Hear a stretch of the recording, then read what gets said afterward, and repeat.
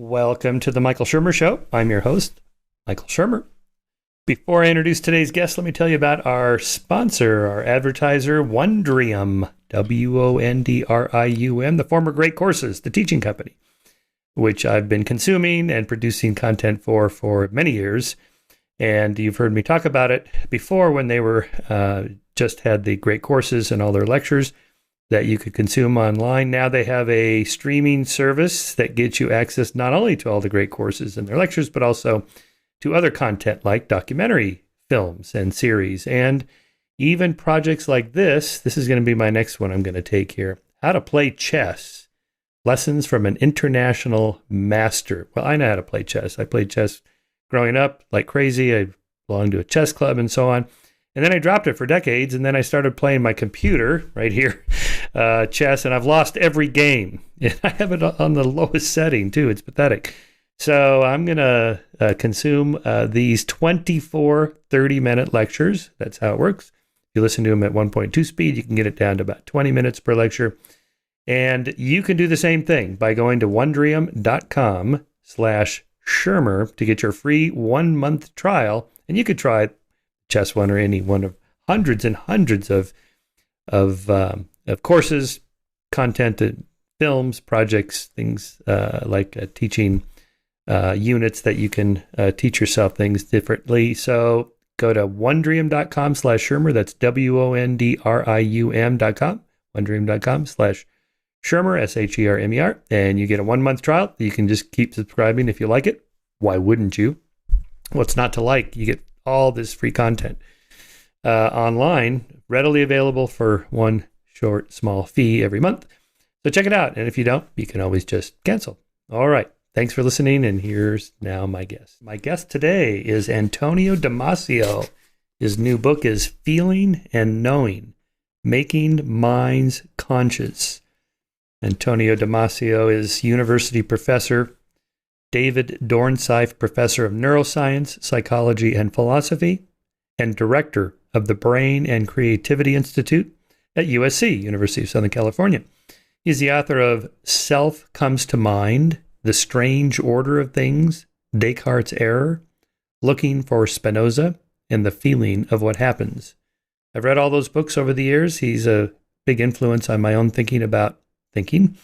This new book equates feeling with knowing, and so we get into talking about what these words mean: sensing, minding, feeling, consciousness, being, knowing, sentience, mind, brain, and how all those interact in physical environments and social environments. We talk about memory, intelligence, the nature of self. What is the self? Where memories are stored, different kinds of intelligences, purpose of nervous systems, plants as sentient beings, not really, but the scaling up from simple organisms to more complex organisms, to what extent consciousness has an adaptive purpose. We think of consciousness more as a rheostat, turning the lights on slowly rather than a light switch. We talk about some of the neural correlates of consciousness and where it might be located in the brain. Artificial intelligence. How many maps of maps would you need in computing systems for the computer to come online, so to speak, and be conscious or sentience? Mind uploading the connectome, and would that be you? No, he agrees with me. That would not be the case. That would not be you. You cannot upload your mind into the cloud, turn it on, and there you're located, not without your body anyway. And then we hit free will and determinism, and finally, where consciousness goes when you go to sleep or under general anesthesia, and how it comes back. And then finally, I ask him, what happens after we die? Where does our consciousness go? So you'll have to watch to the end to find out his answer to that ultimate question. All right. Thanks for listening. If you appreciate the podcast, we're primarily supported through donations at the Skeptic Society. So go to skeptic.com/donate if you appreciate our work here at the magazine and with the podcast. So thanks again for listening and enjoy this conversation. So let's start. I mean, I loved your book. I read it twice, once in audio and just in the beautiful little hardback edition here that I think of, because I've read all your books: Descartes' Error, Looking for Spinoza, The Self Comes to Mind, The Strange Order of Things. This one I feel is like more of a meditative reverie on making minds conscious, almost like almost like a free association of all your life's work into one volume of just how you think about all these things. Yeah, I think you're right. And that was actually the idea, was to make a sort of distillation of where I was when I started writing it. And the interesting thing is that during that period, actually new ideas and new data came on. So it's not quite a look back. It's a look back and a little bit of a look forward, because there are very interesting hints that are dropped quietly, not to upset anybody who is not caring for exact data. So I kept the overall structure, but I actually was happy that I was able to get a number of ideas that I think are very important and that are being researched right now. So it's a little bit of both. But I always like the idea of reducing and doing something poetic in the haiku sense, and that was really the thrust behind it. It's beautifully written, and I love it. Well, you do this in all your books, actually. Pop culture references, literary references, and tied into science. It makes it accessible for everybody. And I have a fairly large audience now, many of which are not science people at all. They're just broadly interested in all kinds of subjects. So maybe give us a little brief autobiography of who you are, where you were born and raised, and how you got interested in psychology and the neuroscience, and then also how to go from a technical professional research scientist to a popular science writer. Oh, well, that's you're asking for a lot. But, well, I was born in Europe. I was born specifically in Portugal, and that's where I grew up, and that's where I went to medical school and to graduate school, and where I became, if you want to know about degrees, both an MD and a PhD. My interest when I went to medical school was already in the neurosciences. We didn't call it neuroscience then. We called it just neurology in a very simple way. But I was interested in knowing about the mind and in knowing about the brain. At the time, it was really an interest in the brain because of my interest in the mind. And that's something that came out of a variety of cultural activities and references. I think I wanted to be a physician because I was interested in the mind, because because I knew that was the way to get at neurology. That would be my channel. And it's interesting because for a long time I didn't even want to be a physician. My father was a physician, by the way, and he was an expert on diabetes. Nothing could be further from my specific interests. But I thought that he was a very dedicated man to his patients, and I didn't think that that's what I wanted to do. If that was what a physician would have to be like, then that was not for me. At the same time, I was interested in writing. I think I probably could have become a writer and a filmmaker. I was very interested in film, and I wrote essays on film, and I wrote movie criticism, and I had a number of idols in my life, such as Orson Welles. And all of that then quietly disappeared before the marvels of the brain and the marvels of psychology, when I really started to study it formally. So, and to this day, I'm still interested in all those things that I was interested in. I have, in case you want to know, a plan that I have for tomorrow is to watch, I don't know, probably the umpteenth time, Chimes at Midnight, which, if you know, is Orson Welles' really last movie, and is his account of Falstaff, this great character in Shakespeare that traverses the Henry plays, and is this great knight, very, very fat, like Orson Welles was. That's probably why he was so interested in the character. And he's both a brilliant man and a bit of a buffoon, and ultimately a very unhappy person, but with very human, rich sides. So I have not forgotten my beginnings in the direction of writing and movie making and movie watching and thinking. But I think my world is much larger because I now totally devoted to understanding how a lot of these things happen, how they happen biologically, not just neurologically. And that's something that you, having read the book now twice, you may have noticed that one of the hidden agendas in this book is actually to let people know that when you think about a mind and when you think about something like consciousness, stop trying to ask the brain to do it for you. This is not a matter of the brain. This is a matter of the brain working in great cooperation with the body. And it's an interaction. You would not have a mind, you would not have feelings, you would not have consciousness if your brain was in isolation, if your brain was like a device, say a robot that was made to resemble a brain alone. That's not it. None of this is about the brain. All of this is about life. That's the critical thing. Life and how it's lived, well or not so well, in sickness or in disease or in health. That's what it's all about. Yeah, I think I'll call you the Orson Welles of neurology or neuroscience now. In a way, you are doing what Wells did. You're painting, making a film with words. I just have to grow quite a few inches and grow my girth as well. I have to stop working out. Your work is. You did? You met him? Oh, yeah, that's right. You mentioned that. I think.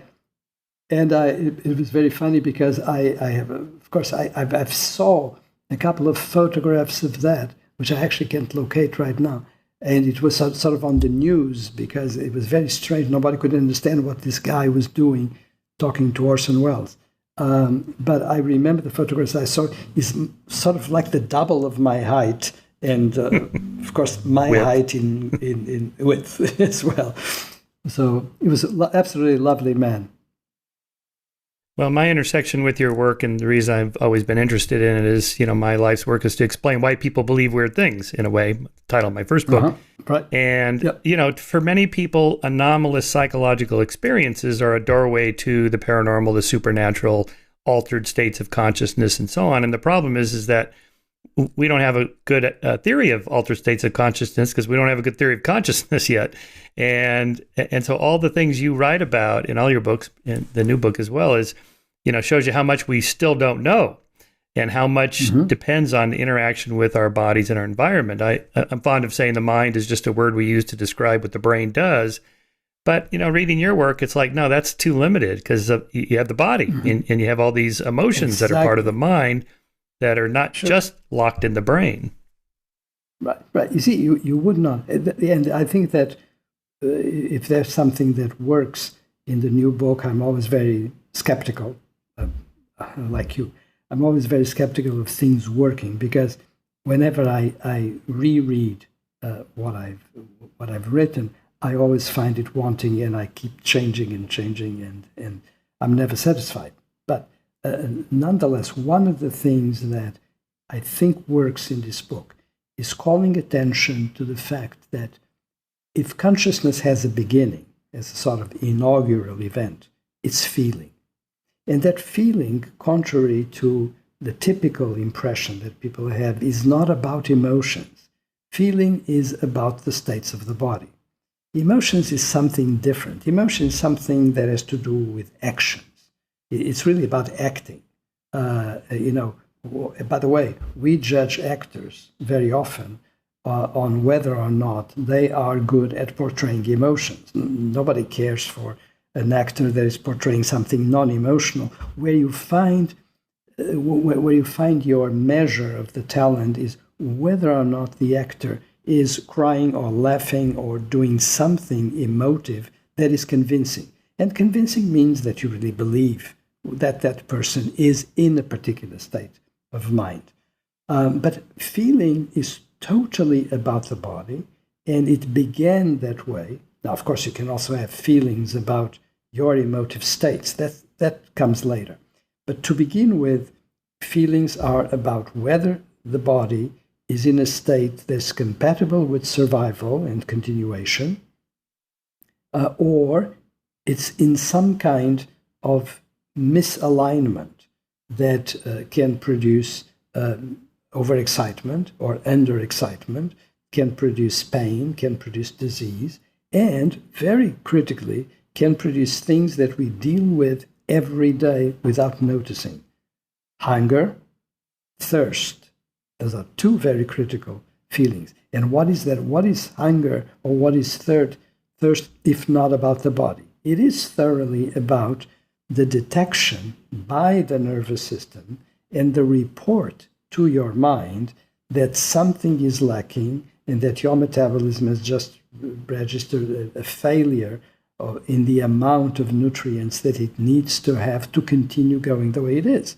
So it's very, very plain. It's very engineer-oriented, and it really is a remarkable state that comes to consciousness because of the particular arrangement that our bodies and brains have evolved to let us know about those states. And consciousness, you have to begin to understand it through feeling. Now, unfortunately, the historical tradition for consciousness has been in the opposite direction, because we are, and justifiably so, enchanted with the outside world. We're enchanted and dominated by what we see and by what we hear, for example, in music or sounds of other kinds, by what we touch. That's all about the outside world.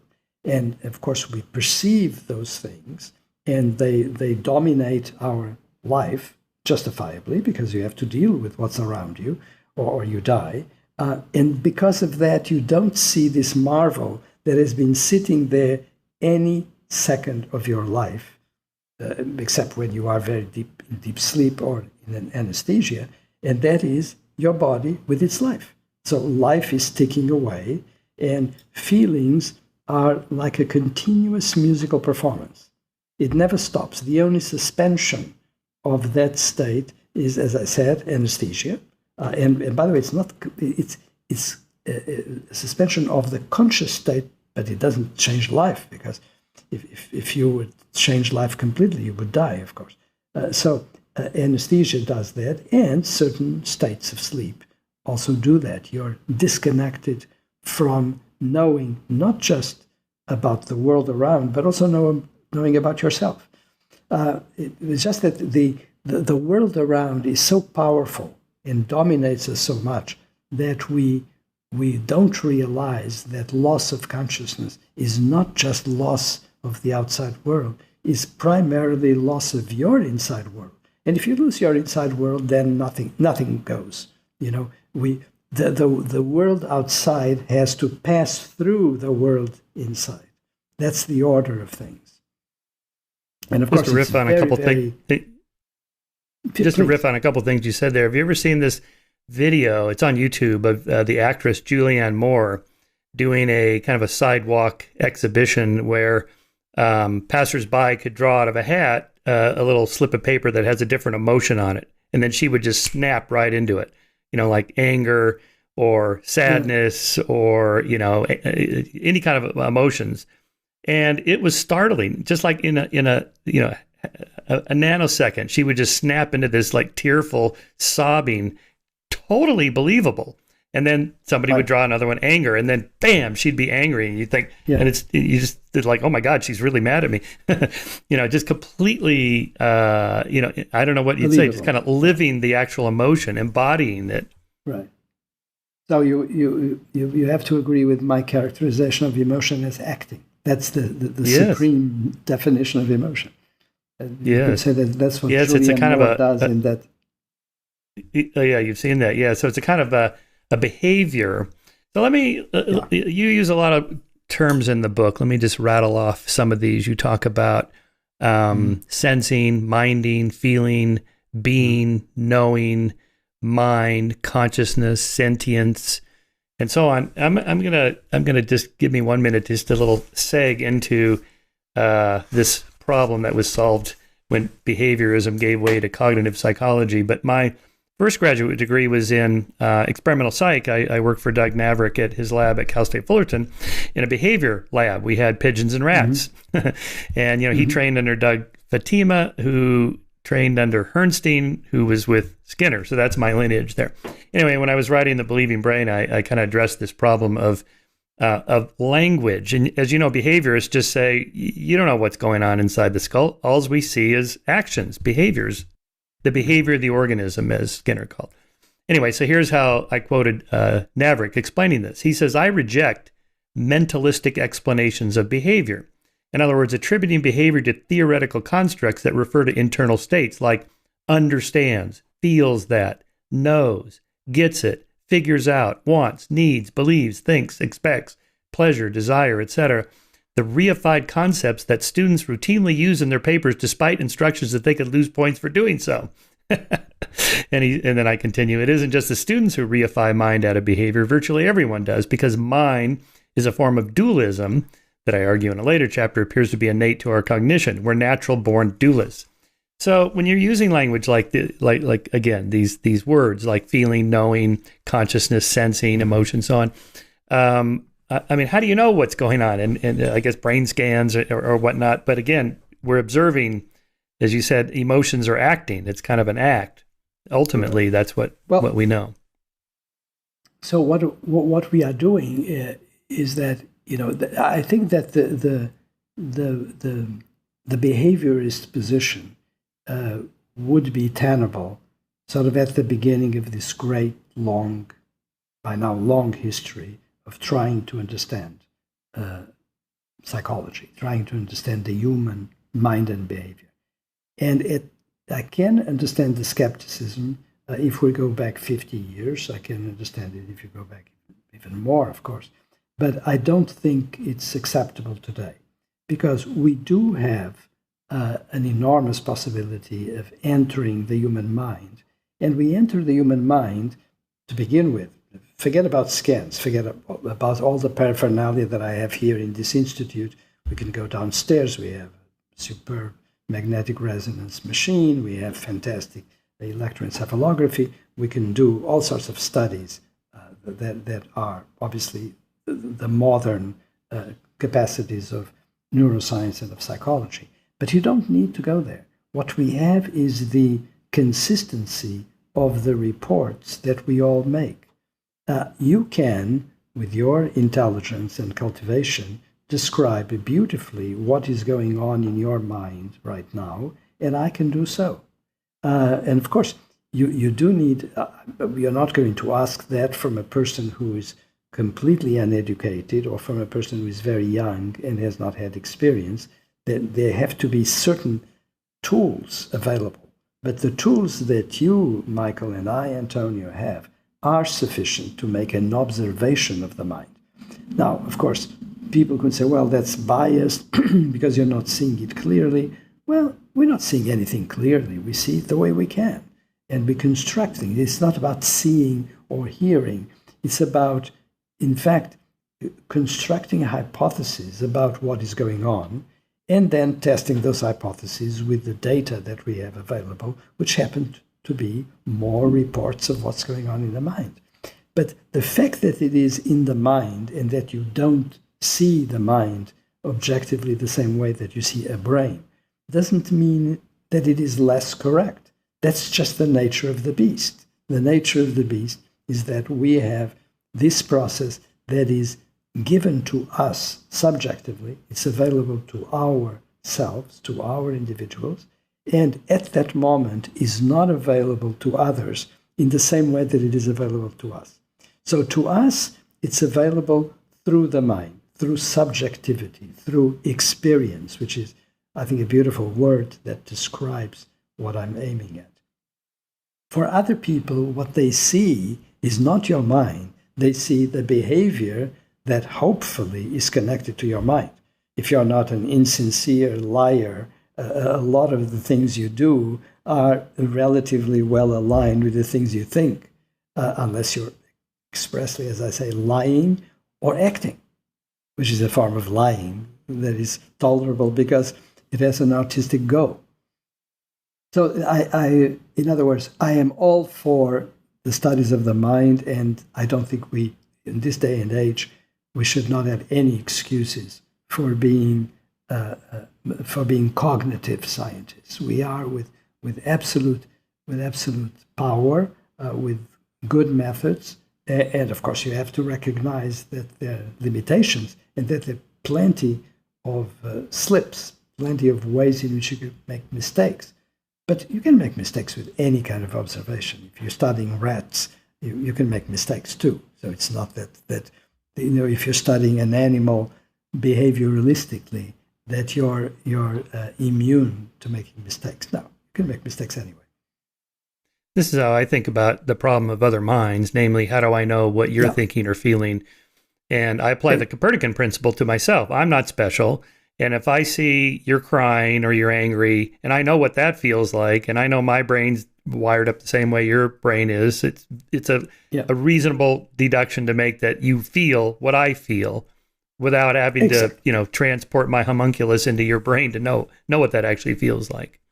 Absolutely. We're in complete agreement. And as I say, the case theater and cinema, acting in general is sort of the only exception here, because that is something that was constructed by human smarts to, curiously, to get us to be in states that are similar to the states that we have in our normal life. So the only reason for being in terms of theater or in terms of cinema is the possibility of creating moments, whether recorded in film or in a theater on a stage.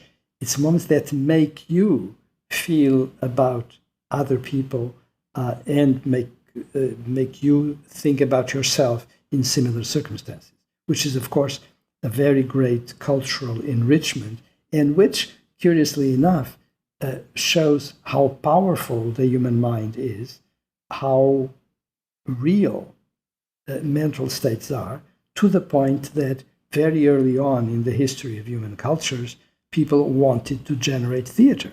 And they waited until the 20th century to create film, almost. But basically, they wanted to have theater. And the same thing, whether it's theater with music, whether it's opera or regular stage, it's always been about the recognition that what's in your mind is very important. And when you look, for example, at Shakespeare, there you have this immensely smart combination of beautiful words that are describing actions of the moment, and this amazing ability to look into yourself and to describe what's going on in your mind. It's very, very interesting how Shakespeare did that, of course. You mean, in a way, the acting we're seeing on stage or film evokes the emotions in ourselves such that we willingly suspend disbelief that it's a play, it's a film. It's not really the Titanic, it's a boat in Mexico at half the size, and so on and so forth. You just drop all that and engage in the emotions through the fact that they're acting, since you equate emotions with acting. They're acting, and we feel the actions as emotions in our minds. Exactly. Something like that. Yeah. Yeah.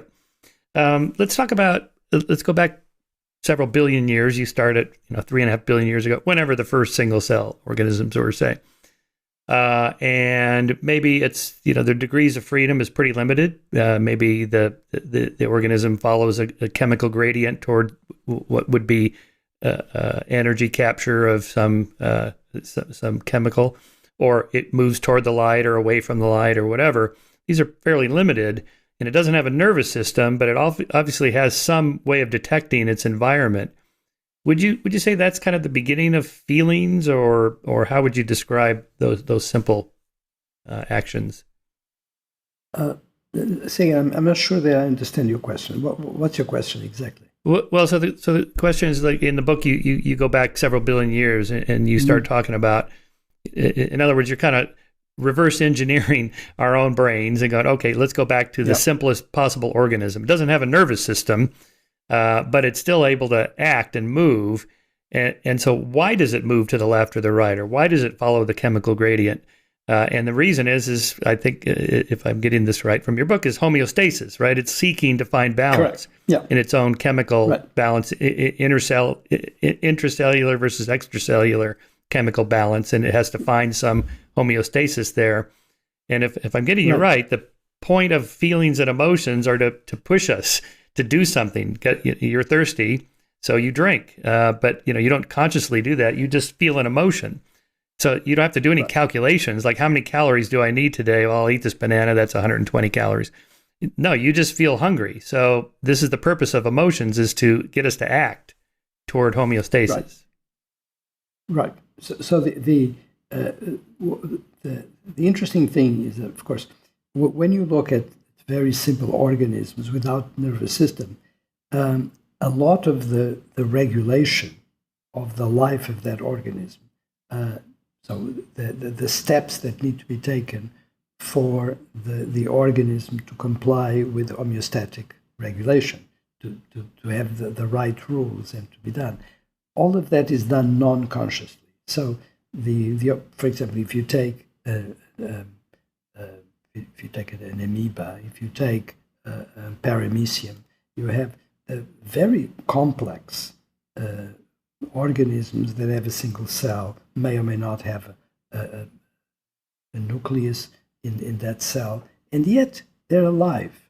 They can regulate how energy is brought in, how the metabolism is organized, how excretions are taken care of, how that organism is going to be in an area with greater temperature or less temperature, with nutrients or without nutrients. All of that is being regulated, but it's not being regulated in a mental sense. That organism does not know, that organism does not represent in a mental state that there's a failure of something, or that there's plenitude of what you need. And so what is interesting is that only appears when organisms are far more complex, when they are multicellular, when the life they lead is more complicated. And then there's this adding of elements that are for a nervous system. And so you have complicated movements that require limbs, for example, and those complicated movements allow an organism to choose an environment where it's not too hot or not too cold, and where there is more nutrients than fewer nutrients. And eventually, once there is a nervous system, there's something even better, which is the possibility of representing what is going on, and with the dual participation of the body and the nervous system, having a feeling which can be that of plenitude or of hunger or of thirst, or something that represents, or for example, pain. The fact that there's something that is actually working very poorly in your body, and that if it continues that way is obviously going to kill you. And so something needs to be done to repair and cut that production of pain. And what is so beautiful is that it is the natural emergence of consciousness. We are so, whenever we talk about consciousness, the real key is to say we are conscious when we know about what is going on in our mind. This would be a very general description. So if I have the experience of being here, sitting at this desk, talking to you, Michael, that is very critical as the core of my consciousness. Now, what is interesting is that this complicated thing now that allows me to know that I'm here in the Michael Sherman Show and I'm talking to you, that began ages ago in living creatures that preceded me. Once they had nervous systems, they knew how they felt. They knew if they needed more energy, in which case we had the beginnings of hunger. They knew if they needed liquids to maintain their fluids, and we began thirst. And if there was something awfully wrong because the creature had been damaged by another creature, for example, or by a fall, then there could have been pain. And pain is betraying the fact that the cellular structure, the tissues have been damaged, and that is becoming known in your mind. So it really is something that emerges very soon. This idea that we sort of became conscious when we were looking at landscapes, and then we go all the way down, is obviously silly, because we grew from very simple creatures and we became complicated ones. That's the march of our biology. So the possibility of having minds and the possibility of being able to describe the world around is based on this prior possibility of describing our world within and generating something that I can call the self. That's the beauty of it. So it really is the reason why the new book is called Feeling and Knowing, is that feeling is the primordial event in this march. Once living creatures had both a body and a brain, a nervous system, they could ascend to the world of feeling. Feeling of what? Feeling of themselves, feeling of their bodies. And that it became really their first knowledge. So feeling and knowing are the beginning of this, and they preceded, obviously, all these great possibilities that we now have, such as me talking to you at this distance, and seeing your face on the screen and so forth. You'll often hear the phrase, when do the lights come on, when thinking about consciousness down the phylogenetic scale to simpler organisms. And I think this is a wrong metaphor because it implies a light switch, but I think of it more like a rheostat, where it just barely comes on, a little more, a little more, and a little more.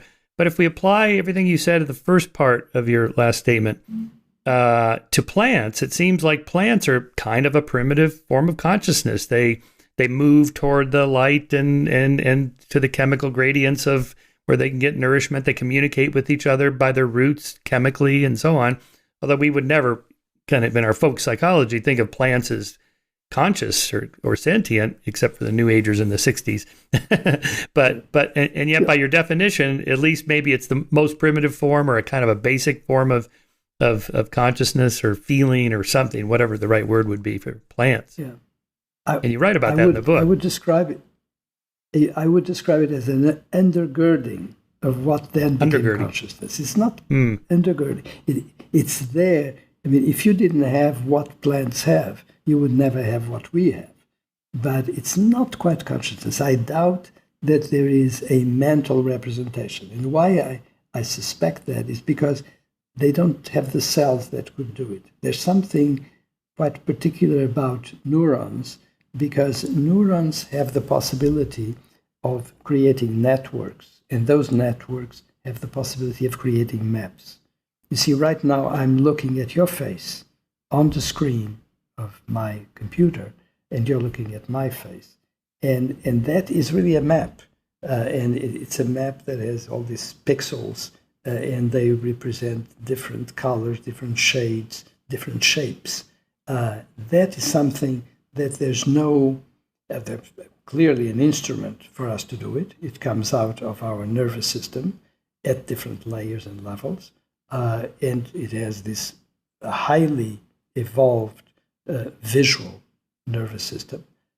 Together with this, there's a very highly evolved auditory nervous system, which is doing exactly the same thing, except the shapes and the ups and downs and the continuities are in the realm of sound rather than in the visual realm, but it's doing the same thing. And the two are synced, which is remarkable.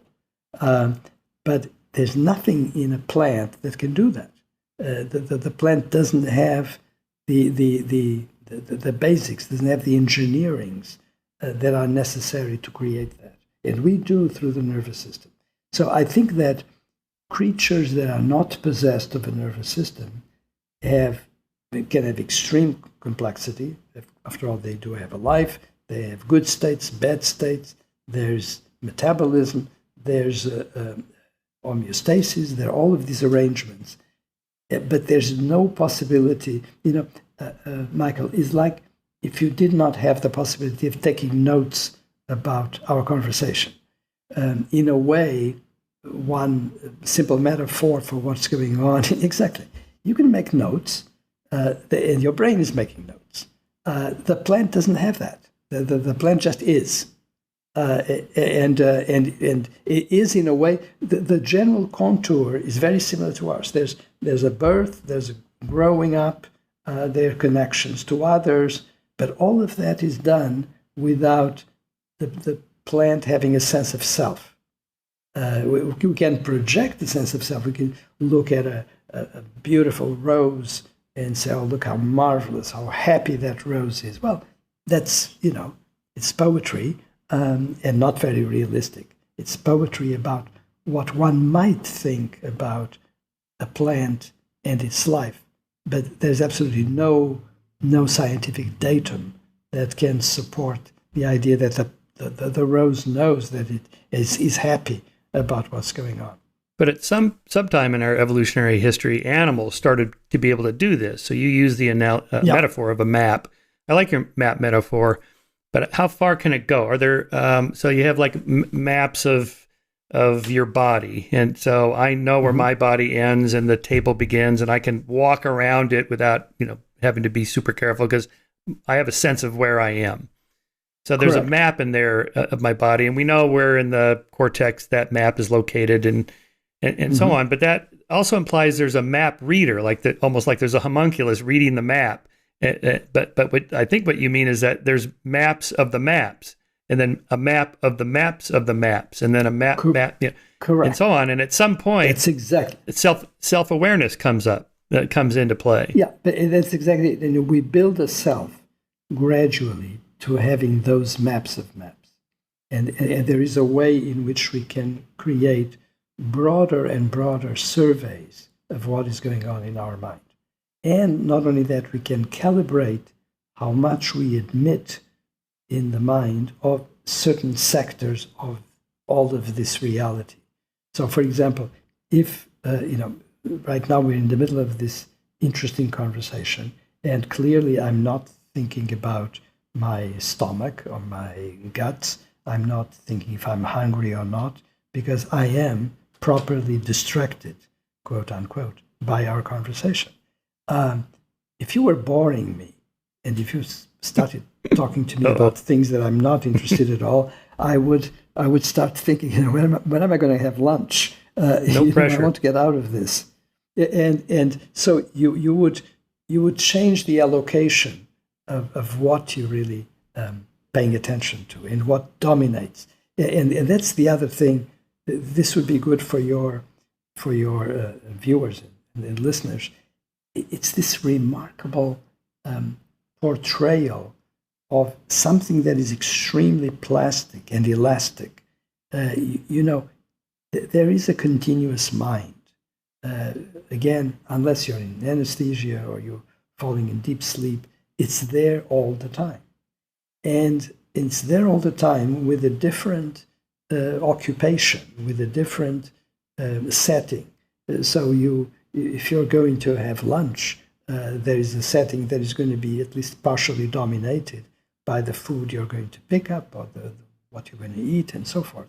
But if you're having lunch with a friend and you have to discuss something like, for example, what you're going to do, are you going to sell your house? Well, then the entire mind scope is going to be occupied by material that has to do with where you're going, for example, to buy a house, how you're going to finance it, and so forth. And the lunch may take a backstage. You may not even remember what you ate and whether it tasted well or not. So there's this complete elasticity of the portrayals, and they're all in our mind. But you don't. It's not one screen or multiple screens. You have this gigantic screen, and what is being, or stage, and what is being staged and what is attended varies depending on your, now comes the secret word, your affect. Because unless you are a very cold person who normally does not pay any kind of love or hate to anything, unless you are very reduced in your affective compass, what you are, you're constantly being dominated either by the intellectual interest of a certain moment or by the affect of a certain moment. Now, if we're having a conversation, which this is actually a good example of a conversation that has both. For me, all of these things, I'm passionately interested in all of this, and I'm delighted and I'm effectively happy to be having this conversation. On the other hand, it could be that there is a conversation that is taking place about one particular fact, say in our research. We can have, for example, I'm in my conference room at the Brain Creativity Institute, and very often we have here 30 people in a lab meeting, and we're discussing a particular finding. And at that moment, it's what the finding says, how it's described, and the ideas that we have for how it came about. That's what dominates the consciousness of that moment for the people making the discussion. It's not about feeling well or not feeling well. It's not about whether the sun is shining or it's pouring with rain. So there's this amazing elasticity. And by the way, it's interesting because when we watch a movie or when we watch a play, even if they're exceptional, what we're seeing is a particular collection of choices that the playwright or the filmmaker made about a particular story. And it's extremely rigid, even if it can invoke and evoke all sorts of interesting ideas. But it's rigid and it's fixed. You can put the same CD or the same DVD of the film, and over again it will show you the same thing. Whereas in our lives, we're totally at the mercy of how things are going on that day and all the circumstances around us that can modify the way the film is going to go. That's interesting. Yeah, very just beautiful idea. One observation there. When I'm a skeptic of the paranormal and the supernatural and the occult and all that stuff. Yeah. But when I watch The Exorcist or The Ring or any of Stephen King's novels that are made into films and so on, I feel totally scared, anxious. I break out in sweat. My heart rate goes up. Blood pressure goes up. I buy the whole thing, even though I don't believe it. So this is what you mean by the difference between, say, feeling and knowing. Exactly. No, they're different dimensions. And what's interesting is that they're both present in the normal individual. They're different ways. Actually, one way of describing them, they're different ways of knowing, actually, because feeling is knowing to begin with. But there's the knowing about our own life in our bodies and the knowing about the world around us. There are different levels of knowing. And, with the world inside, it's a limited universe. The world outside is much more open and can change by our changes. So it's very interesting, actually, from a physiological point of view. Feeling is all about the marriage of body and mind, and you have limitations in your fiction. If you want to, it's not going to construct a fiction that goes outside the boundaries of your biology, whereas you and I can write a short story or a novel about anything we want, and the sky's the limit. There you don't have boundaries. But the way our living organism works, it's so that it delivers in our mind a particular story that is highly constrained by who we are physically. It cannot go beyond certain limits. When you talk about just the feeling of the organism, not how that feeling can contribute to a story, whether it's the story of Falstaff or the story of whoever you want to have as a hero. Okay, back to your maps. So I live up in the foothills of Santa Barbara here, and I take my dog for a couple-mile hike almost every day. And we do these little single-track trails. It'd be pretty confusing if I took you up there and just dropped you off and you had to find your way back. But we've done it enough now. He has a map in his head, and he's usually like 10, 20 feet ahead of me, and he makes the left turn, the right turn. He knows exactly where to go. He probably has a smell map better than mine. And so he and I have maps, but what maps do I have that the dog doesn't have? Like awareness that we're in Santa Barbara. He doesn't know we live in California. There's no map for him for that. Right. I mean, we're constructing maps of our the historical events, maps about the structure of our society, maps of course, you have the maps of Santa Barbara, but you also have a map, for example, of the political landscape of California or the political landscape of that's a the map. United States.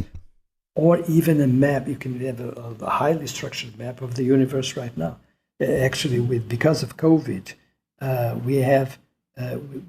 we're obviously going through a particularly bad historical period, not just the disease, but in part the consequences of the disease, in part what was there before in terms of government malaise. And I'm not talking about just the United States, I'm talking in general. And all of these are extremely complicated maps where you have, where you map countries, you map situations, you map political divides, but you have the possibility of portraying that, and you have the possibility of thinking about that and navigating it, and then putting it down to words in speeches and writing of essays and so forth. So it's a very rich. I mean, your dog is very smart, but we're smarter and we're much more complete.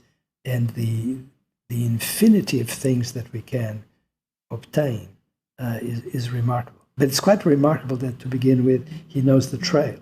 He probably knows exactly before you need to make a left, or so he knows that he's going to make that left because he's done it before, and he's probably using smell and vision too. Yeah. So, but if I put my dog in front of a mirror, he has no idea that's him. And yet, as you know, if you put a chimp in front of a mirror and you put a red dot on his forehead, he pokes at it. And supposedly, if you paint a big white blotch on the side of an elephant, he pokes at it with his trunk. Dolphins, apparently, if you put a white patch on them in front of a mirror, they'll kind of look at it and swim around. And they in other words, they can tell there's something, that's me, and there's something off about me, so I'm going to poke at it or whatever. And so what I'm asking is, on the scale of the spectrum up of complexity, maps on maps on maps, at some point, self-awareness kicks in. And to what extent is that part of consciousness? You're aware that you're aware that you're aware, something like that. Yeah, I think it is part of consciousness, because the interesting thing about consciousness is to have a mental state that is hooked into a particular organism. So the whole notion of self, it's about uniqueness. It's about the fact that there is something unique about my thoughts. There's something, and even if my thoughts are very similar to those of other people, because my thoughts are the only ones that are hooked to my particular body. But again, you need to invoke the body. If you're trying to get away with having consciousness or subjectivity without a reference to the body, you're lost. That's one of the big problems. It's something that still recurs in a lot of philosophical arguments, is that people don't recognize the importance of the living body relative to thinking. This is, our thoughts are not sort of floating around unmoored. They are connected to a particular unique organism. And guess what? They are being made by that organism. That's the beauty of it. And so there's that complete attachment of body and nervous system that is capable of creating all those thoughts that are part of our mind. And so that they're constantly, what we think is constantly, could use a word like reverberation, which probably is easy for people to understand. You think, and that reverbs in your body. And there's certain things that go on in terms of reverbing in your body that, guess what, get expressed mentally. So you have this two-way conversation. But the two-way conversation is very easy to explain because it's right there in the same organism. And that's the beauty of it. That's why the most important thing in the new book, Feeling and Knowing, and that's why the first word is feeling, is to explain that feeling is something that is internal, even when it is linked to the outside, even when it is a feeling that is about the outside. A feeling, for example, I have a feeling, for example, that I'm enjoying this conversation with you. Absolutely. But what's going on is that my body, as a result of what is going on in my brain and in its connection to the rest of the body, is generating certain states in terms of my musculature, in terms of what is going on in the spritz of certain neurochemical mediators. And if I was highly irritated in my conversation, instead of enjoying it, I was defensive and irritated, there would be a completely different story, because we would still be conversing, but lo and behold, my feeling state would be one of hostility and reservation and so forth. But this is continuous. It's there, and it goes one way or another depending on who we are. And it's spectacular, and it's always novel, and it's unpredictable. I mean, you can predict it obviously, if I did not predict that I was going to enjoy our conversation, I would have said no, which I have done on several occasions. But so there's a certain amount of prediction, but you never can predict exactly how things are going to go.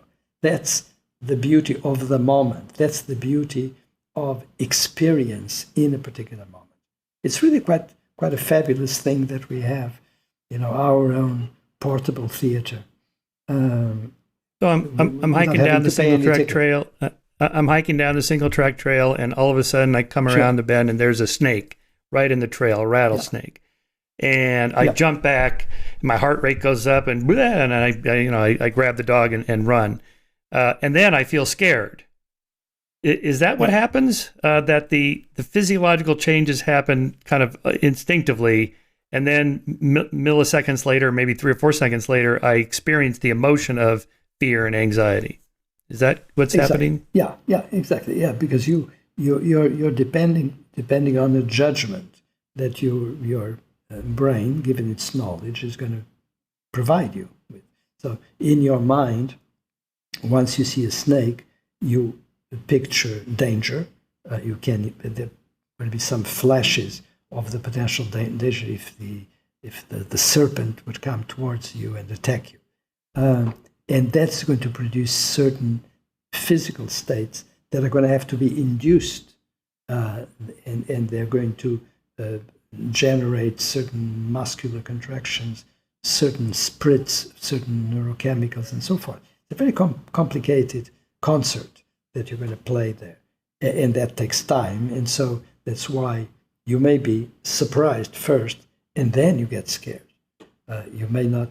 It may be that you're not scared first, and that all depends on the setting and how that setting in your perception is going to regulate the production of a reaction that is really an emotive reaction, the reaction of fear. So do you think there's something to intuitions? Like people will say, well, I just feel kind of funny about being in this room or going down this alley or being in this particular environment. Like women, for example, are highly attuned to being assaulted by men, and so they'll talk about I just have a bad feeling about this guy, or just going to this party, I just had a bad feeling about it, so I left. is this a way evolution programming us at, kind of at a basic level? Follow those instincts you have, those intuitions, because they're signaling. Now you may not be aware. You can't say, well, it's because of that particular thing right there. It's just a feeling I have, and that maybe there's a certain logic, particularly dealing with ecological environments that we evolved in, other people especially that are threatening, that we should follow those because they're probably there for. It's a form of information, data collection. Sure, it's data collection, and it sort of accords very well with the general goals of our minds. The general goals of our conscious minds is to maintain the organism as well as possible, to try to maintain it in good stead, to try to avoid dangers that could result in sickness, in wounds, and so forth. So that's exactly what happens. You take clues and cues that are in the environment, and you build an interpretation. And that interpretation very often happens non-consciously. Before you even, well, in some cases you can be obviously aware of a danger. If somebody pulls out a gun or a knife on you, that's it. You don't need to have an interpretation. It's right there. But in some cases, for example, the kind of situation you were describing, it's really the intuition is about not having a fact that perfectly predicts a certain event, but having facts that make it likely, so that sort of the general contour of a bad event shows up in your mind. There's a flash that makes you aware, and that awareness is normally portrayed bodily in a form of a certain amount of rigidity and fixity. People that have a sort of premonition of danger tend to control their movement. If they're walking, they may stop, or they walk in a different way. In other words, all of the things that introduce what we would naively describe as caution.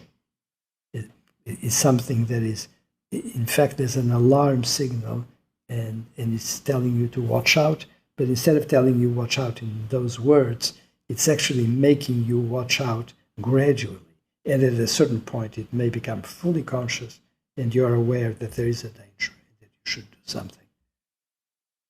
But intuition is an alert system.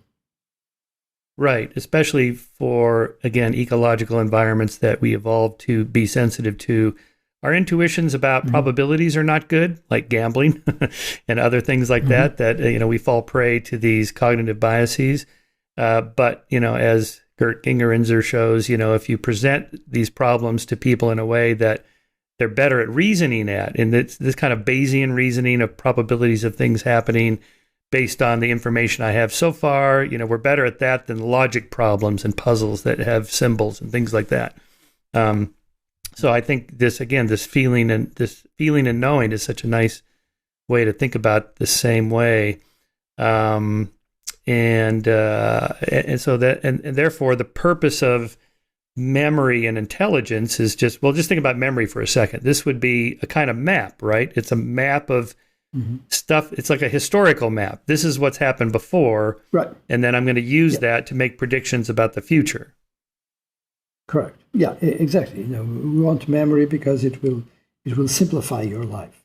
Instead of coming into every situation fresh, as if you had never lived it before, you already have part of the homework in the form of a memory that can guide you, hopefully, in the right direction, so that you more rapidly understand what's going on, you more rapidly can react, and so forth.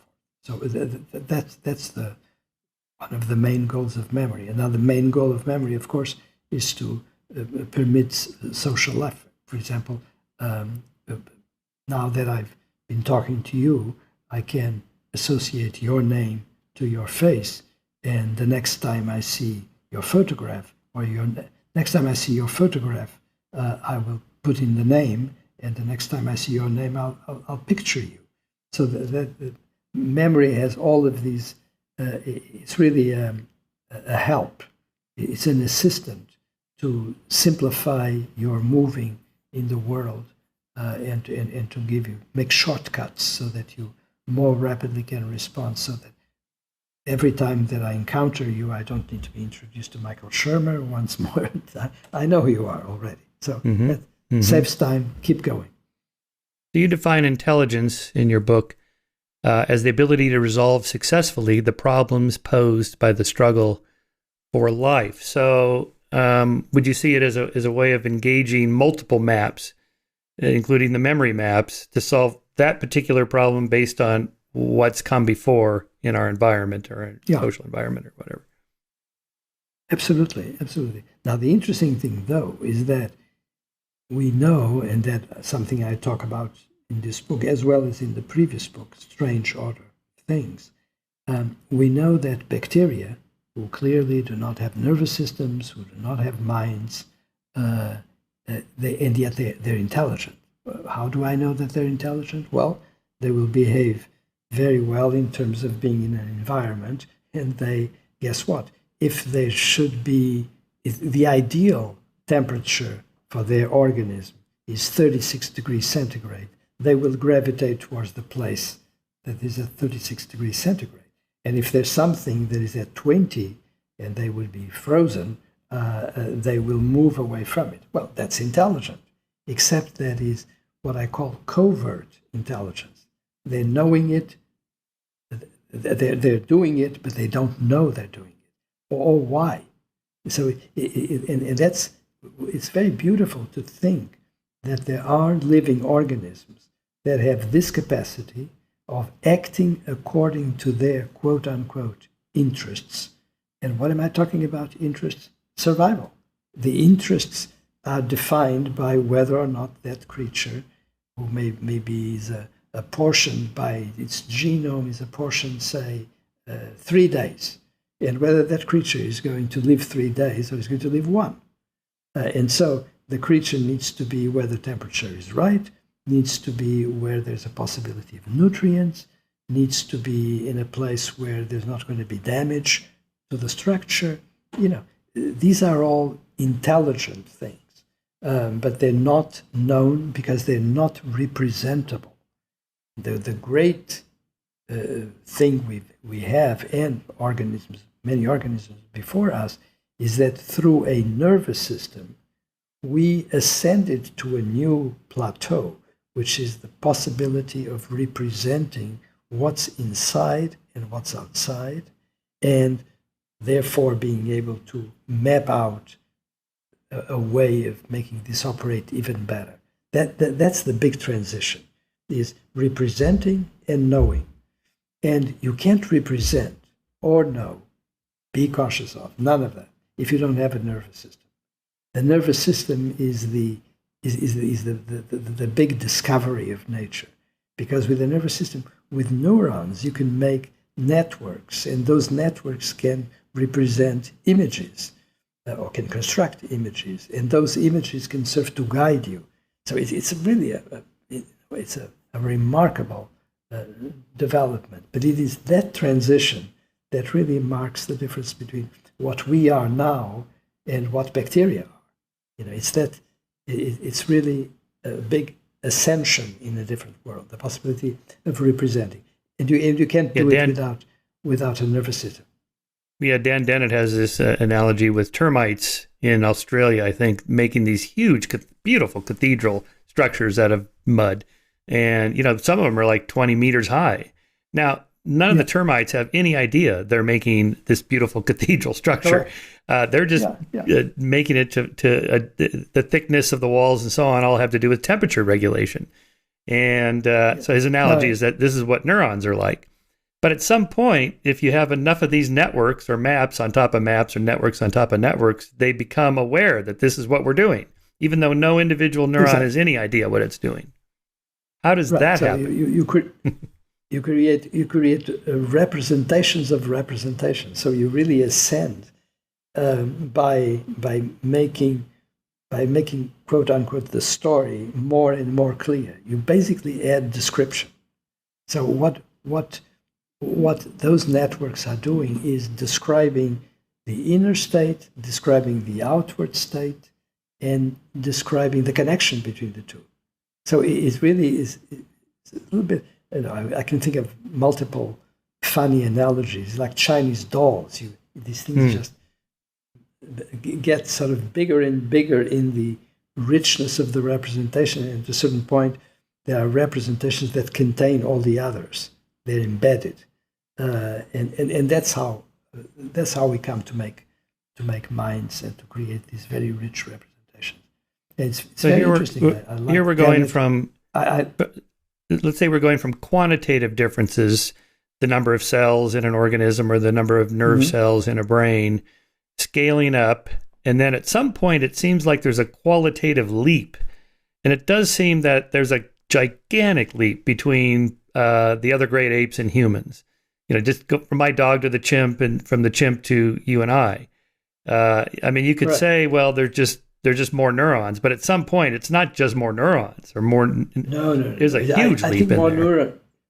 Exactly. I think more neurons is, of course, true, but that doesn't help you much. It's the way the neurons are organized, is what they do, and the notion of maps and the notion of description, the notion of representation was tied to the notion of map, and the richness of the description that those maps achieve, and the fact that you can describe the same thing from very different angles. So I'm seeing you, and I have now a visual impression of who you are, but I'm also listening to your voice. And I can, in order to get my concept of Michael Shermer, I can actually join those two maps and make them interactive. And so with the sound of your voice and what you look like, plus what I know that you have done, and the books you've written, and the interviews you do, now I have an even better and more complex representation. But what this is collections of interactive maps that go in certain directions, and you can shape them the way you want. And the way, for example, I'll create a concept regarding you is going to be different from somebody else that you may interview and who may not know as much or may know much more than I do about you. So the maps are going to be different, but the essence is going to be the same. The essence is going to be that the maps have to describe something, and that something has to do with the physiognomy or with the voice or with what a person has done and when. All of these things are little accretions. You just add little bits and you come to very rich, complicated images. Yeah. Antonio, move a little closer to your mic. You kind of sat back there, so the volume went down a little bit. How far along the pathway of studying emotions do you go with, say, the evolutionary psychologists who argue that emotions like thirst and hunger, which we discussed, have obvious adaptive purposes? But what about things like jealousy for mate guarding or disgust for pushing away contaminants and depression to get us to change our behaviors away from something that's negative? And so on. They argue they're largely programmed by our evolutionary history, and as you know, critics of evolutionary psychology say no, this is it's way more cultural than we realize, and so much of this research is done on weird people, Western, educated, industrialized, rich, and democratic, and so on. How do you think about culture and evolutionary programming with emotions? Well. First of all, there are certain parameters that are there to begin with. I mean, I don't think you've ever seen anybody who is, say, in fear that is sort of lovingly directing his or her arms towards you. And probably you've never seen anybody who is in love who is like this. So obviously there are certain things that are very well set parameters of certain emotions, and the general contour of the action is patterned. But then, of course, you have tons of individualities, because the way you or I cry in the detail, or the way you or I laugh, of course, if things that are peculiar to each of our bodies and personalities. So you have to have a little bit of both, and to try to make it one or the other is just unnecessary because it's both. There's fundamental patterns. As I say, you're not going to show fear ever in any way that anybody would confuse with happiness or benevolence and welcoming. So there are certain patterns that are very, very strict, but then you can play with it beautifully. And again, think about actors and how they have the great actors are the actors that will laugh and cry and present love and jealousy in ways that are very, very distinctive. Take somebody like, say, Laurence Olivier or Orson Welles, and the way they present certain things, or the great actresses of our time or any other time. They're things that are fairly unique to that particular actor in the presentation. And there are things that may have to do with the way they, for example, naturally laughed or cried, or may have been constructed, because the great actors are those people that think a lot about how they're going to portray these things, how they're going to portray it in front of a camera or across the stage in a theater with 1,000 people, and they have had to work all these details to produce a certain effect.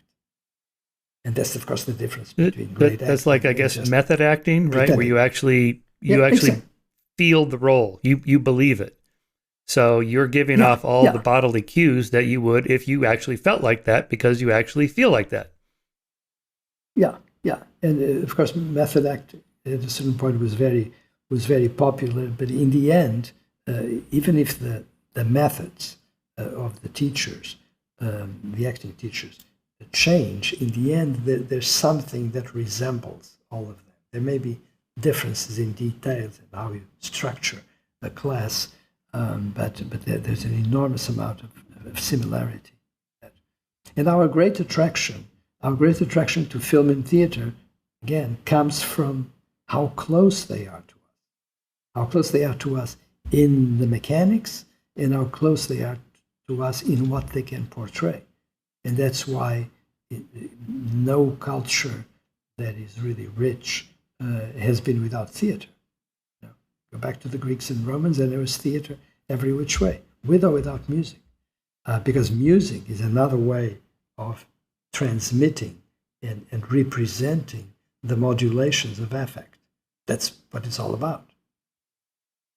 Yeah, here I'm reminded of Bob Triver's work on deception and self-deception, and that, if you actually believe the lie, your body's not going to give off the tells, the micro expressions and so on. And so, maybe, lie detection, we're not very good at it because most people come to believe their own lies, and therefore it's not really a lie if you really believe it. And that's my experience of dealing with like cult gurus and psychics and whatever who, bilk people, in a way they're kind of grifters, but in a way they're not, because they probably actually believe it. They've listened to their followers praise so much. They think, the David Koreshes or the Jim Joneses, they actually come to believe this stuff. So what they sell is pretty believable because they believe it. So, like an actor on stage, when they're up there addressing the group, they're pretty effective because of that.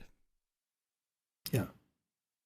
You might have a note for your viewers and listeners. Just as you were saying, I was thinking about Orson Welles and Ingmar Bergman. Here you have two gigantic authors, filmmakers, and both were consumed with magic. Orson Welles actually did several films and documentaries about magic, and so did Ingmar Bergman. So there's something that they recognized that was useful in their own way of conceptualizing what they were doing as actors, directors.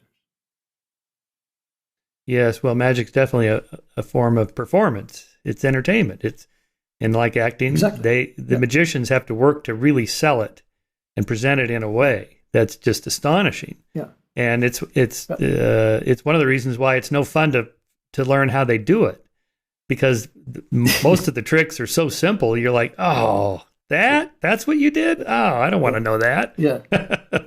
Right. You know, Yeah, exactly. I mean, I know fun. David Copperfield is not making the Statue of Liberty disappear. I know he's not moving the atoms around, right? But so what? I mean, it's just it's fun to be astonished, and I don't want to know that you know he rotates the whole stage and he has some other setup or whatever that the people see. I don't want to know that. I'd rather just kind of be amazed. Enjoy it. Yeah. Yeah, enjoy it. Right. Exactly. Yeah. So let's address the so-called hard problem of consciousness. If I'm following you along here, the hard problem of consciousness is that what it's like to be something, right? So although I can't know for sure what it's like to be you, I can make a kind of a reasonable guess based on how I think and feel and how I can see you think and feel. And if you go back to your map metaphor, you know, the self and then self-awareness and then consciousness would be based on, I guess, maps that are aware of all the other maps. And that's me. You know, some cognitive psychologists, as you know, say the self is an illusion. Well, if it is, it's a great illusion. It's pretty powerful. Exactly. I feel like I'm a single entity up there. However many modules or networks comprise myself, it feels like it's one unit. How do you think about the problem of the self and consciousness in that context? Well, I think it's very useful to have a notion like the hard problem of consciousness. So I think we should thank David Chalmers for coming up with the term, not because I think the problem exists, but because I think it's useful to have the statement of the problem so that we can counteract it, contradict it. So I think that basically, it starts. The very beginning of our conversation was about something that I think people ignore most of the time, and I think is central to my book. And that this is not about the brain only. This is about the body and the brain. It's about life. So when I hear definitions of the hard problem of consciousness is, how is it that we can build a mind from an organ like the brain, and have the brain, which is material, produce something which is immaterial, called the mind. And that's a very typical description of this problem. I say, I don't know what the hell you're talking about. Because the brain, for me, is not just bits of metal or a computer. It's actually in our case, very human flesh linked to the rest of the human flesh that makes up our body. So it's, to begin with, it's not about the brain.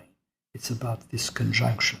And the minute you think about the conjunction, you realize that there are new entries into the problem. And then the other thing is to think of the mind as something that is immaterial. Why? Why should the mind be immaterial?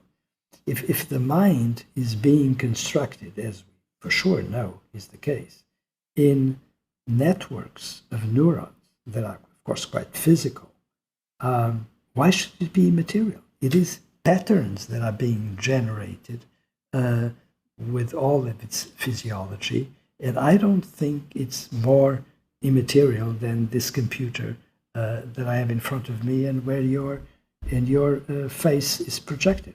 And by the way, your face is not immaterial either, because your face is made up of all the technical details, which I'm not even going to venture describing, that make that image appear on my screen. So this is all about different aspects of physicality, but it is physicality, and it's it's hard in the sense that it has taken time for people to devise better and more accurate explanations of how this works. And I'm not claiming in any way that my explanations are the best or the last. They certainly are not the last. And the best, well, they're certainly better than many of those that I know, but I'm not claiming perfection of any kind. But I'm just saying that this is not about the brain alone. This is not nervous system alone. This is nervous system and body in a life situation. That's the critical issue. So here we can bifurcate down two different pathways, AI and then immortality. So on the latter, when I was researching my book Heavens on Earth about the scientific attempts to achieve immortality, I was engaging your work on this idea that if you upload the mind, the connectome, just a perfect map, it's not possible at the moment, but let's say it was, of all your neural connections, every synaptic connection and so on, up into the cloud and turn it on, there you'd be. Well, you need your body. That's exactly. Not you. Good. Right. No, exactly. We're totally on the same page. I mean, if you want to have access to formulas, be my guest, have access to formulas, but don't try to confuse a formula or an expression of what you are mentally with you. You is something very complicated that has you as a living creature right this minute engaging in all of this thinking about Antonio Damasio's feeling and knowing. It's a completely different story. Yeah. Right. So it's not you up there in the cloud. It's just a copy of just your connectome, which isn't even your whole brain, and all the other interactions with your body, not to mention the interactions of your body with other bodies, with your environment, your social environment and your physical environment. All that goes into what makes up a human. And it seems to me that religious arguments for immortality would have the same problem. If you're upon your death, if your soul, whatever that is, floats off your brain or floats out of your body and up into heaven, wherever this is or whatever it is, it seems like they have the same problem. What's actually up there? Yeah, exactly. No. I entirely agree. I think give me a little bit, give me the latitude and the longitude, so that we can find it. I think theologians debate this, like whether it's your physical body is reconstructed in heaven, or it's just your soul, just the pattern of information. Which again, without the body, that can't be you. It can't be the same right. You anyway. Yeah. No, I think these are interesting concepts that came at a time in which people's grasp of the reality of life, of course, very different, because there was not any science, or there was not much of it, and so the way you describe, especially things that are very complicated and outside our immediate vision, such as the mind. In terms of the others, that of course is very different, and it opens lots of possibilities that have been explored in many philosophical and religious systems, which I think, the thing that is valuable about those systems is, of course, the kind of analysis they make of the human condition, and the kind of recommendations that they can make for how to live better once you are alive. And that's a different story from the conception of what is happening to your soul, or where your soul is, and so forth. Those are different considerations. And also, if we take the whole life, the whole life chronology, if I'm uploaded now at age 67. But let's say I would have lived till 87.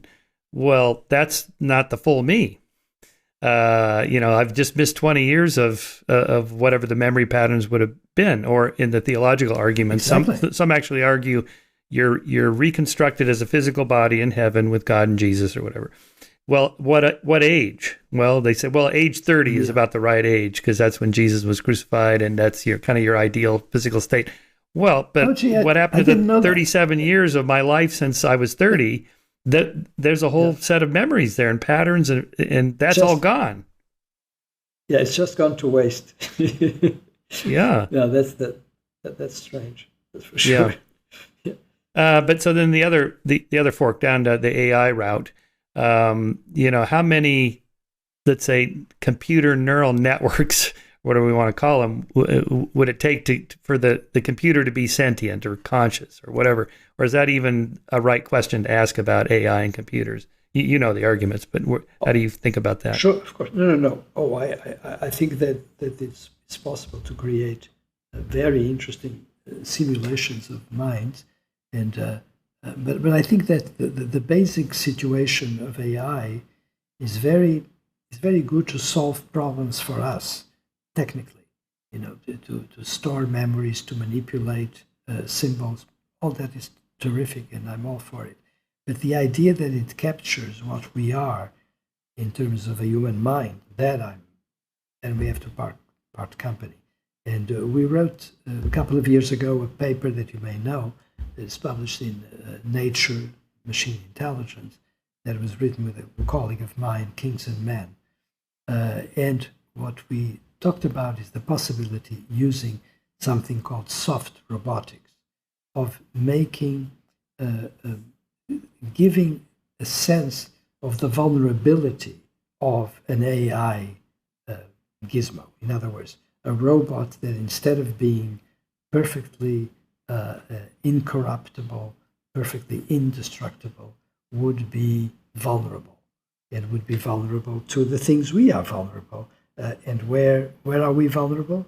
It's expressed in our feelings: hunger, thirst, pain, well-being, malaise. All of these are feelings that are expressing our vulnerability, and we better heed what the conscious feelings are telling us, because if we don't, we get sick and die. So, what our idea was in this paper that attracted a lot of attention and a lot of people that loved it and a lot of people that hated it. I said, well, let's make the robots vulnerable. Let's make the robots have the possibility of quote unquote suffering from lack of something, because that's the life condition. The human condition is about the possibility of it's about the need of having regulation in order not to die and not to get sick. And so the big discussion is that for most people in AI, I would think, this idea is perfectly horrible, because they say, why should you make a robot vulnerable when the robot is, in fact, indestructible? Unless you take an axe to it, it's indestructible. That's what we want, is perfect indestructibility. Well, I think that's fine. For certain things, it's not a bad idea. But if you want to do something that is more like a human being, you better be prepared to make it vulnerable, or it will not have anything at all to do with life or human beings. We are about vulnerability, the possibility of suffering, and the need to self-regulate.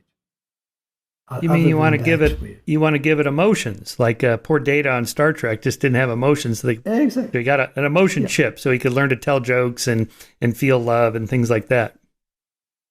Yeah. So, but that's a very interesting discussion for the day. I think we're not over in this discussion, but we've had it with several people, and it's quite the camps are very clear. The people that said that's a terrific idea. Let's think a little bit more about that, and the people that say, no, that's anathema. But one of the arguments about the alignment problem in AI is that its goals will not be aligned with ours, and the counter argument to that is, well, you're assuming the computers feel and want things, and it's not going to want to take over the world or want to extinguish humans or anything like that. But if you give it emotions, then it may want that. Right. Well, if you would give it a structure based on feelings, of course, it could become a bad. There are all sorts of bad things that could happen and good things. Basically, right now, the thing that interests me the most is the discussion itself. I'm interested by the intellectual problem, and that's what I would like to concentrate on. Yeah. Years ago, I met David Ferrucci, who's head of the IBM project for Watson, the computer AI program that won Jeopardy. So I asked him, does it know that it won Jeopardy? I mean, was it excited that it beat the great Ken Jennings, the greatest Jeopardy player of all time? And he actually said yes, because he programmed it to to know that it won or whatever. But of course, it doesn't know that it won. It doesn't even know it was playing Jeopardy. Of course. Yeah. But so in your analogy with maps, what if we gave Watson a map that you're playing Jeopardy, and then a map that knows that it's playing Jeopardy, and then a map that's happy that it won, that it's Jeopardy that it's playing, and so on. Then you would be going in the right direction. Yeah. Okay. But it would be a long time to get there. That's for sure. Yeah. But you got the idea.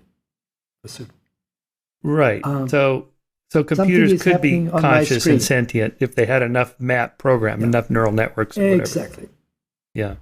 Michael, something is happening on my screen. It says that it's blocking. Your view is partially blocked. I didn't do anything. Okay. I don't know. Everything is okay on my end. I think we're all right. Okay. Yeah, I want to be conscious of your time too. I know you have a real job there, unlike me. So I just want to ask you have a real job, yeah. Since I have such a legendary thinker on my show here, I can't let you go without asking a few of the big questions like free will and determinism. How do you resolve this, or compatibilism, or whatever the different positions are? How do you think about that? Well, it depends on the circumstances in which you're asking the question. Clearly, we have at certain levels we have free will, or at least we better presume we have free will. So when I decide on who I'm going to vote on an election, of course, there's a considerable amount of free will right there. On the other hand, I know that I'm being conditioned by so many factors, historical and otherwise, so many factors that have to do with my knowledge and my prior reactions to different people and different parties, that in the end, free will probably does not exist. But it has to exist practically. So what I would say in questions like that is take two possible views. One, that's the strict scientific view, in which you're obviously going to be very limited, and another, which is the practical view. When I'm voting for person X, am I exercising my free will? And I would say yes, because I'm doing it to the best of my knowledge, according to what my values are and what I think the person that I want to vote for has in terms of merits. So I think you have to accept that not everything can be measured the same way and graded the same way and taken into the same definition. It's the only way out of the problem, for me. Yeah, I agree. It seems to me that with the element of self-awareness, that I'm aware of the choices that are coming at me, and I'm aware that future Shermer is going to respond differently than current Shermer, so I can alter the future conditions, because I know, like tomorrow morning, I'm not going to want to get up early, so I'm going to set my alarm, and I'm going to put my workout clothes right here so that I'm ready to go, and so on. If we're aware that we're aware, your maps on maps on maps, and I know that my future self is going to act differently than my current self, I can currently choose to set the future parameters in a way to kind of nudge my behavior in a certain direction. That seems to me a kind of volition, whatever the right word is. Yeah, it is. Of course, you can exert volition within certain, you can sort of make a limit, put a little rectangle around it, and within a certain way of defining the circumstances and the problem, you have volition. But it doesn't mean that you have all of volition. Michael, I'm getting a little bit short on time. So yeah, let's wrap up. One last question. Let's wrap up.